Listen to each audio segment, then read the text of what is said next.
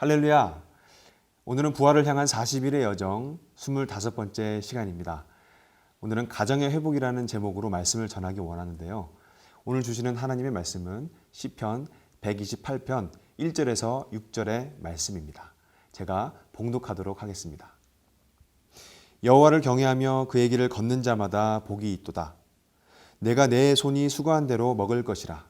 내가 복되고 형통하리로다. 내 집 안방에 있는 내 아내는 결실한 포도나무 같으며 내 식탁에 둘러앉은 자식들은 어린 감람나무 같으리로다. 여호와를 경외하는 자는 이같이 복을 얻으리로다. 여호와께서 시온에서 내게 복을 주실지어다. 너는 평생에 예루살렘의 번영을 보며 내 자식의 자식을 볼지어다. 이스라엘에게 평강이 있을지로다. 아멘. 어느 교회에 정집사님이라는 분이 계셨습니다. 유경이 아빠라고 합니다. 이분은 자기 집안에서는 인간 승리의 상징이었다고 합니다. 그분의 부모님은 장애를 가지고 있었는데요. 부모님이 장애인이고 가난하다는 이유로 어려서부터 놀림과 무시를 많이 당했다고 합니다. 그래서 그분은 오히려 독하게 공부를 하고 나중에는 사회적으로 성공을 합니다.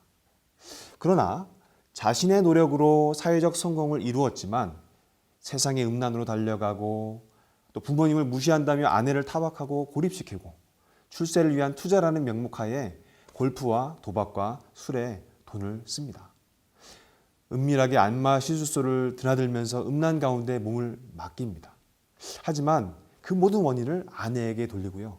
또 가난과 장애인 부모님으로 인해 받았던 도끼와 상처가 칼이 되어서 아내와 자녀를 찌르고 그래서 가정은 점점 지옥으로 변합니다.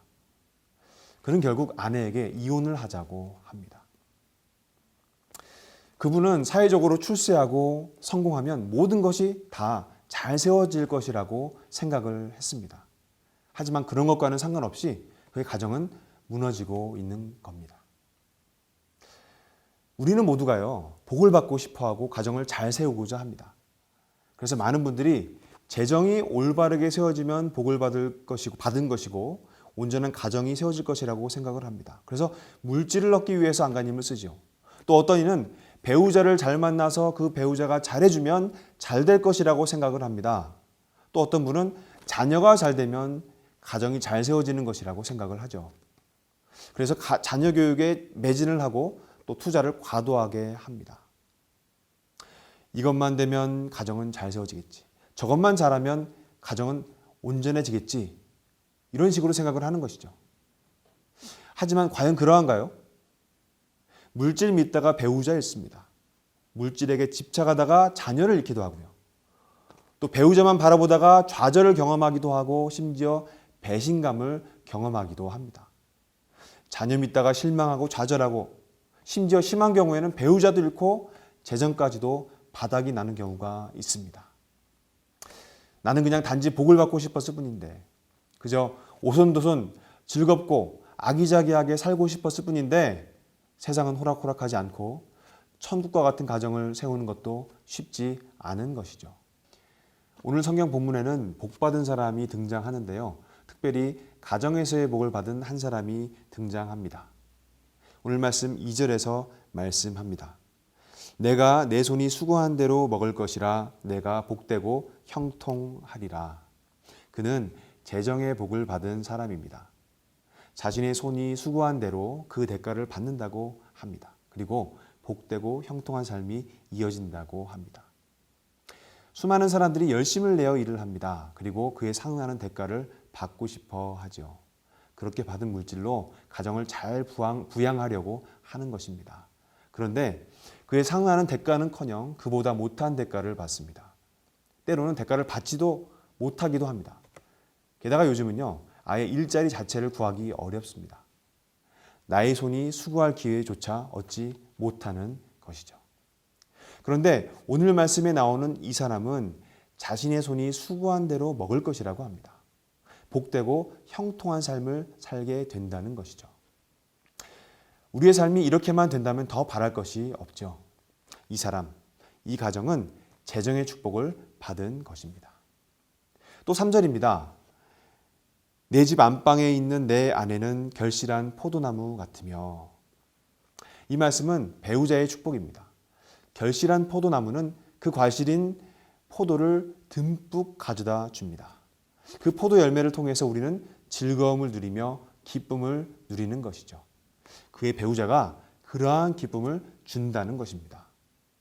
평생 함께하면서 삶 속에서 이러한 기쁨을 줍니다.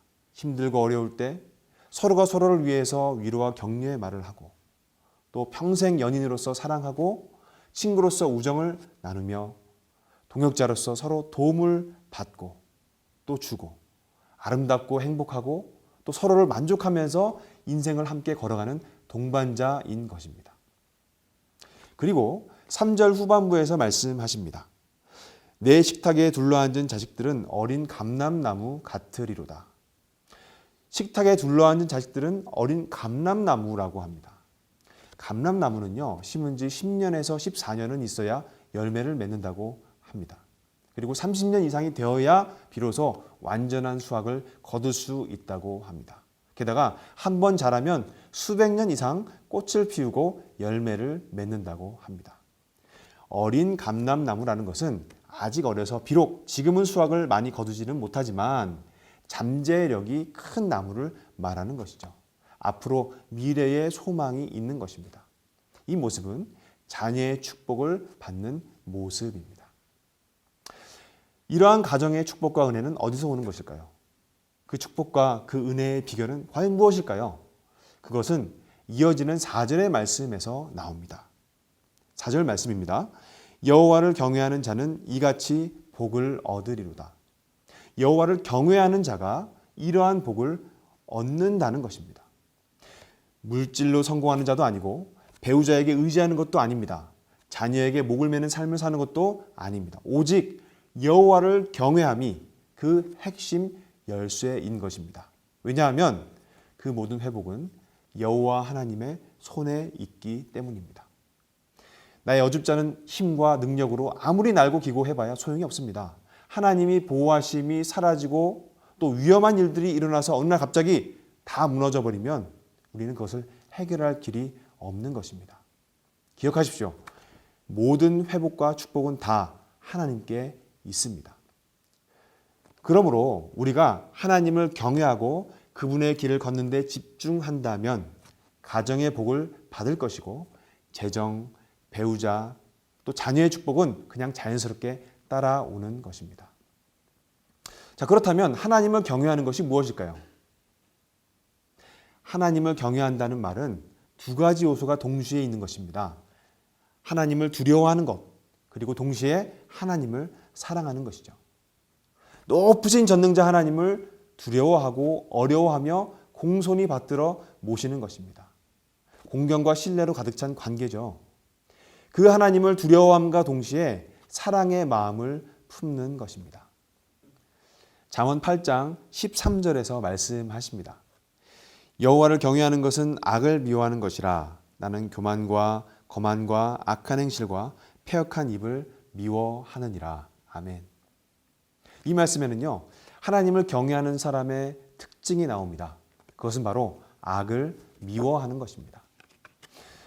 성경 창세기에 보면 요셉이라는 인물이 등장하죠. 그는 비록 노예로 팔려가긴 했지만 거기에서 하나님께서 함께 하시고 복을 주셔서 형통했다고 나와 있습니다. 그 젊고 혈기왕성한 시기에 주인의 아내에게 유혹을 받습니다. 그 당시 천하를 호령하는 제국에서 왕의 친위대장이라면 엄청난 직위였을 것인데 또 그런 사람의 아내라면 육적인 눈으로 봤을 때 굉장한 미인이었음에 틀림없었을 것입니다. 그런 여자가 유혹을 할 때 요셉이 말하는 것을 들어보십시오. 창세기 39장 8절 9절입니다. 요셉이 거절하며 자기 주인의 아내에게 이르되 내 주인이 집안의 모든 소유를 간섭하지 아니하고 다 내 손에 위탁하였으니 이 집에는 나보다 큰 이가 없으며 주인이 아무것도 내게 금하지 아니하였어도 금한 것은 당신뿐이니 당신은 그의 아내임이라. 그러즉 내가 어찌 이 큰 악을 행하여 하나님께 죄를 지으리이까. 요셉은 죄를 짓기 쉬운 환경과 상황 속에서 하나님을 바라봅니다. 그리고 죄악을 거절합니다. 바로 이러한 모습이 하나님을 경외하는 자의 모습인 것입니다. 또 요셉이 총리가 되고 나서 모든 힘과 권력을 가지고 있을 때 자신을 죽이려고까지 했고 상인들에게 노예로 팔아먹었던 형들에게 그가 한 말을 보십시오. 창세기 50장 20절입니다. 당신들은 나를 해하려 했으나 하나님은 그것을 선으로 바꾸사 오늘과 같이 많은 백성의 생명을 구원하게 하시려 하셨나니. 비록 자신을 죽이려고 하고 노예로 팔았던 형들이지만 그 모든 상황의 이면에 하나님의 섭리하심이 있었다는 것을 요셉은 압니다. 요셉은요, 하나님의 인도하심을 인정하고 주권을 인정하며 그 하나님을 경외함으로 그들을 용서하는 것이죠. 환경을 탓하지 않고 자신의 억울한 것을 바라보는 것이 아니라 모든 상황 속에서 가장 좋은 것을 주시는 하나님을 바라보는 것입니다. 그리고 모든 것을 하나님의 관점으로 바라보는 것이죠. 그런 사람이 바로 하나님을 경외하는 사람인 것입니다. 그리고 경외하는 자는요, 나에게 주신 하나님의 말씀에 순종합니다. 마음에 안 든다고, 나에게 맞지 않는다고 생각하면서 대충 말씀을 넘기거나 가볍게 생각하지 않습니다. 그는요, 자신의 상황을 하나님의 관점으로 바라보면서 이때 나에게 주시는 하나님의 말씀을 무겁게 받고 순종하는 사람인 것입니다. 가정에서 특별히 남편에게, 아내에게, 부모에게, 자녀에게 주시는 그 하나님의 말씀에 순종하는 삶을 사는 것입니다. 여러분, 하나님을 경외하시기 바랍니다. 하나님을 경외할 때 성경은 수많은 축복과 은혜를 약속합니다. 특별히 여러분의 가정에서 축복과 회복을 경험하게 될 것입니다. 그런 회복과 축복의 삶을 사시길 예수 그리스도의 이름으로 축복합니다. 기도하겠습니다. 사랑의 하나님, 주님께서 우리를 사랑하셔서 복을 주시고 가정을 허락하셨음을 믿습니다. 이 가정이 복된 동산, 에덴 동산과 같이 되게 하여 주시옵소서. 주님은 우리 삶에 복을 주시며 회복하게 하시는 하나님이십니다. 혹시라도 지금 저희 가정이 에덴 동산과 같지 않다면 주님께 간구하오니 회복시켜 주시옵소서. 주님, 주를 경외하는 마음으로 나아가오니 주님의 주권이 저희 가정 가운데 온전히 세워지게 하여 주시고 저희에게 말씀을 허락하시사 말씀으로 인한 회복과 치유를 경험하게 하여 주시옵소서. 남편에게 주시는 말씀에 남편이 순종하고 아내에게 주시는 말씀에 아내가 순종하게 하여 주시옵소서. 부모에게 주시는 말씀으로 부모가 변화되고 자녀에게 주시는 말씀으로 자녀가 변화되게 하여 주시옵소서. 그래서 가정이 천국의 동산이 되게 하여 주시옵소서. 예수님 이름으로 기도합니다. 아멘.